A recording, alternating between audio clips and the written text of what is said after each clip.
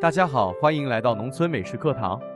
本期视频主要讲解鸡中翅的商业卤制方法，有兴趣的朋友可以跟着我的视频参考学习制作。首先，我们准备2斤的速冻鸡中翅，然后倒入适当的清水浸泡30分钟左右进行解冻处理。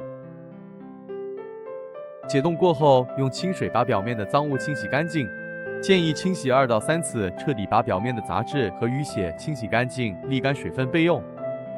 接着倒入锅中，放入适当的清水，没过鸡中翅为止。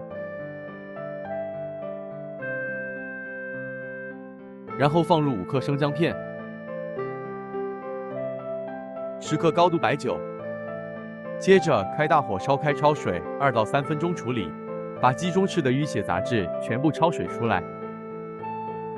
焯完水后捞出，用清水冲洗干净表面的浮沫，然后沥干水分，准备卤制处理。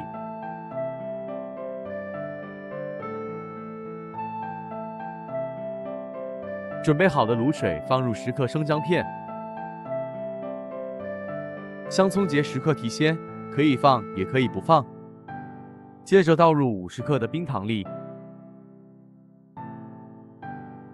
味精20克，细盐24克，高度白酒10克。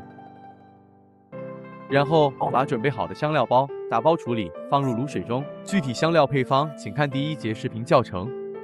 接着把准备好的鸡中翅放入卤水中，开大火烧开后卤制10分钟。